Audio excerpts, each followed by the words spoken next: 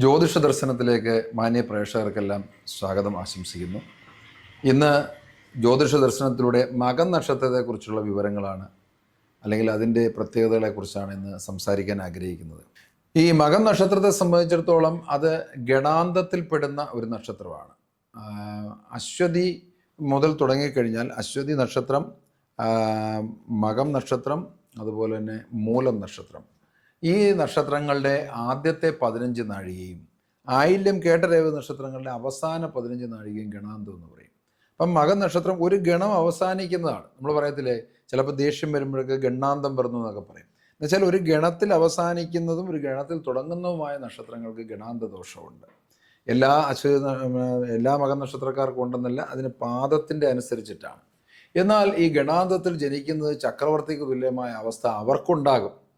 അവരുടെ കുടുംബത്തിൽ മാതാപിതാക്കൾക്കോ അല്ലെങ്കിൽ അമ്മാവനോ അല്ലെങ്കിൽ ജാതകന് സ്വയമോ ഒക്കെയുള്ള ചില ദുരിതങ്ങളെ സൃഷ്ടിക്കുമെങ്കിലും ശരി, വളരെ പ്രശസ്തിയോടുകൂടി വളരെ പേര് കേട്ട് ഒരു എല്ലാവിധ സുഖസൗകര്യങ്ങളുള്ള ഒരാളിനെ പോലെ ഉയർന്നു വരാനുള്ള സാധ്യതയുണ്ട്. പിതൃക്കളാണ് ഈ നക്ഷത്രത്തിൻ്റെ ദേവത. അപ്പോൾ പിതൃക്കളെ പൂജിക്കുക എന്ന് പറയുമ്പോൾ വിഷ്ണുവിനെ പൂജിച്ചാലും മതി. കാര്യം പിതൃദേവന്മാരെല്ലാം വിഷ്ണുവിൽ സായുജ്യപ്പെടുന്നു എന്നുള്ളതുകൊണ്ട് വിഷ്ണു ഭഗവാനെ പൂജിക്കുന്നതാണ് നല്ലത്.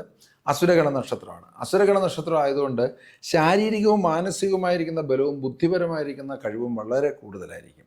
നുകം പോലെയാണ് ഈ മകം നക്ഷത്രത്തിൻ്റെ രൂപം. ഇവരിൽ പലർക്കുമുള്ള പ്രത്യേകത നല്ല ബുദ്ധിശക്തിയായിരിക്കും, കൂർമ്മ ബുദ്ധിയായിരിക്കും. നമ്മൾ ചില കാര്യങ്ങളൊക്കെ മനുഷ്യനാണ് ചിലപ്പോൾ പെട്ടെന്ന് മറന്ന്, എന്നാൽ ഈ നക്ഷത്രക്കാരങ്ങനല്ല.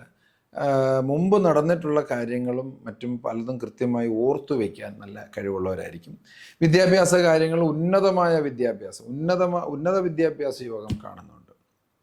പിന്നെ സ്ത്രീകൾക്കാണ് ഈ നക്ഷത്രവുമായി ബന്ധപ്പെട്ട് വളരെ വൈശേഷികത പറഞ്ഞു കേട്ടുള്ള മകം പിറന്ന മങ്ക എന്നൊക്കെ പറയത്തില്ലേ, അത് സ്ത്രീകളെ മകം നക്ഷത്രത്തിൽ ജനിക്കുന്ന സ്ത്രീകൾക്ക് ഭയങ്കരമായിരിക്കുന്ന ഐശ്വര്യാഭിവൃദ്ധികൾ ഉണ്ടാകും എന്നുള്ളതാണ്. അതുപോലെ ശത്രുക്കൾക്ക് ഒരു പഞ്ഞവും കാണത്തില്ല. ചിലപ്പോൾ അയൽക്കാരോ അല്ലെങ്കിൽ സുഹൃത്തുക്കളോ ഒക്കെ തന്നെ അസൂയ കൊണ്ട് അല്ലെങ്കിൽ ശത്രുത നമുക്ക് ഉണ്ടാകാനുള്ള ഈ മകം നക്ഷത്രക്കാർക്ക് കൂടുതൽ ശത്രുത ഉണ്ടാകാനുള്ള സാധ്യതയുണ്ട്. എന്നാൽ ഇവരിൽ പലരും ഗുരുഭക്തിയുള്ളവരും നല്ല ഈശ്വരഭക്തിയുള്ളവരും ദൈവാധീനമുള്ളവരുമാണ്. നല്ലതുപോലെ നന്ദിയും കടപ്പാടും കാണിക്കുന്നവരാണ്. എന്നാൽ ഈ വേറൊരു ദോഷമുള്ളത്, പെട്ടെന്ന് ദേഷ്യം വരും. പെട്ടെന്ന് ദേഷ്യം വരികയും ചെയ്യും. ആ ദേഷ്യത്തിൻ്റെ അടിസ്ഥാനത്തിൽ പെട്ടെന്നുള്ളത് തുറന്നു പറഞ്ഞ് പ്രതികരിക്കുകയും ചെയ്യും. അത് വളരെയധികം ദോഷങ്ങളിലേക്ക് നയിക്കാനുള്ള സാധ്യതയുണ്ട്. പിന്നെ ശാരീരികമായിരിക്കുന്ന ചില രോഗങ്ങൾ, അതായത് നാഡീഞരമ്പ് സംബന്ധമായിരിക്കുന്ന രോഗങ്ങൾ, മൂത്രാശയമായിട്ടും വൃക്ക സംബന്ധമായിട്ടുള്ള തകരാറുകൾ, അതുപോലെ ഷുഗർ പോലെയുള്ള ബുദ്ധിമുട്ടുകൾ, ഇതൊക്കെ ഉണ്ടാകാനുള്ള സാധ്യത ഈ നക്ഷത്രക്കാരിൽ കൂടുതലായിട്ടുണ്ട്. വൈഡൂര്യ രത്നമാണ് ഇവർ കൂടുതൽ ധരിക്കേണ്ടത്. അതുപോലെ തന്നെ ചുവപ്പ്, ഓറഞ്ച് നിറത്തിലുള്ള കളറുകൾ ഇവർക്ക് വളരെ ഗുണം ചെയ്യും. മകം നക്ഷത്രക്കാരെ സംബന്ധിച്ചുള്ള ഈ ഒരു വർഷം മകം നക്ഷത്രക്കാരായ കർക്കിടകക്കൂറ് തന്നെയാണ്.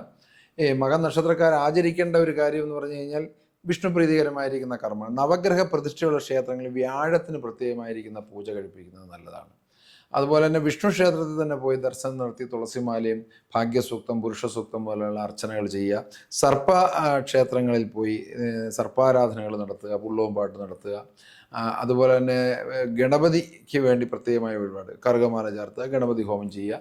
ഇങ്ങനെയൊക്കെയുള്ള കർമ്മങ്ങൾ ചെയ്യുന്നത് ഈ മകം നക്ഷത്രക്കാരെ സംബന്ധിച്ചിടത്തോളം അവരുടെ ഈ ഒരു വർഷത്തെ, ഈ ഒരു 2026 ദോഷഫലങ്ങളൊക്കെ കുറയുകയും ഗുണാനുഭവങ്ങൾ വളരെയധികം കൂടുതലായി വരാനുള്ള സാധ്യത കാണുന്നുണ്ട്.